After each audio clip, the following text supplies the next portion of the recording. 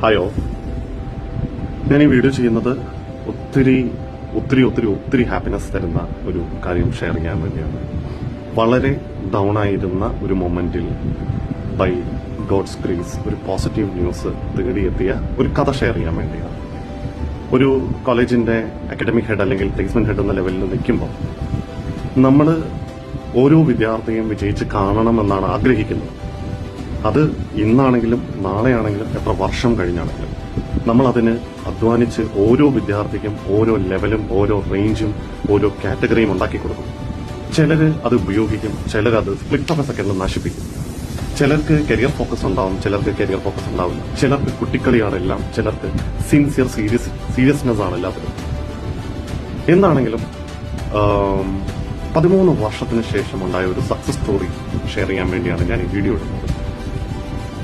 13 വർഷം മുമ്പ് പഠിപ്പിച്ച 13-12 വർഷം മുമ്പ് പഠിപ്പിച്ച ഒരു വിദ്യാർത്ഥി ഈ അടുത്ത് കോൺടാക്ട് ചെയ്യേണ്ടായിരുന്നു. ആ കുട്ടി അന്ന് പഠിച്ചിരുന്നപ്പോൾ സർട്ടിഫിക്കറ്റ് എടുത്തില്ല എന്ന് പറഞ്ഞിട്ട് നമ്മൾ വളരെ ബുദ്ധിമുട്ടേണ്ടി വന്നിരുന്നു ആ സർട്ടിഫിക്കറ്റ് അറേഞ്ച് ചെയ്യാനായിട്ട്.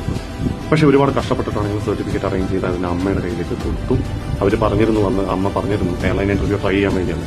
ഈ കുട്ടി കോഴ്സ് കഴിഞ്ഞ് ഒരുപാട് സെക്ടറിലൊക്കെ ജോബ് ചെയ്തിട്ടുണ്ടായിരുന്നു. അത് കഴിഞ്ഞ് കൊച്ചിൻ ഇന്റർനാഷണൽ എയർപോർട്ടിൽ വൺ ഓഫ് ദ ലീഡിംഗ് എയർലൈനിൽ ഗ്രൗണ്ട് സ്റ്റാഫ് ആയിരുന്നു.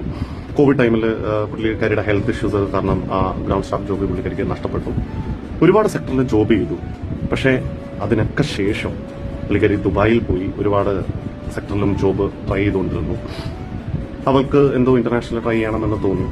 പുള്ളിക്കാരി സർട്ടിഫിക്കറ്റ് എടുത്തു, ദുബായി പോയി, ഒരുപാട് ഹാർഡ് വർക്ക് ചെയ്തു.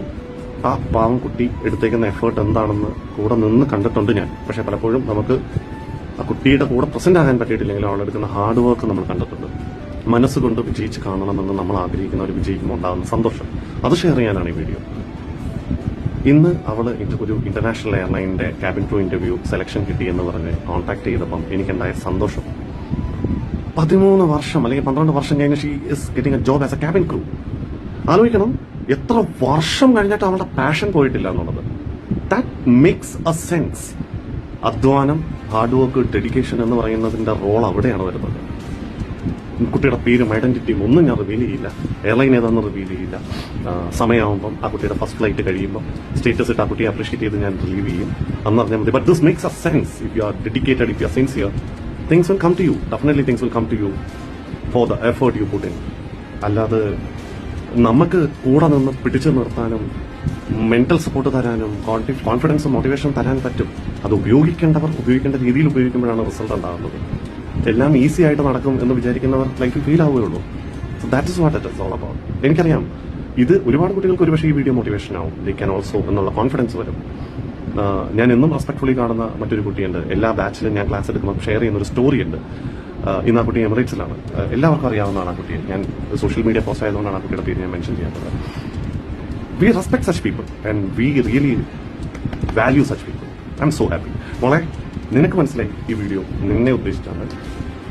You made my day. അത്രയും ഡിസ്റ്റർബ്ഡ് ആയിരുന്ന മൈൻഡിൽ ഒത്തിരി ഹാപ്പിനെസ് തരുന്നൊരു ന്യൂസ് ആയിട്ടാണ് നീ വന്നത്. Love you and you made me and honey proud. എന്നെയും ഹണിയെയും പ്രൗഡാക്കിക്കണം. ഞങ്ങൾ രണ്ടുപേരും ഡൗൺ ആയിരുന്നു, ഞങ്ങൾ രണ്ടുപേരും ഡിസ്റ്റർബ്ഡ് ആയിരുന്നു. ആ ലെവലിൽ നിന്ന് നീ ദൈവദൂത് പോലെ വന്ന് ഈ സന്തോഷ വാർത്ത ഷെയർ ചെയ്തിരുന്നു.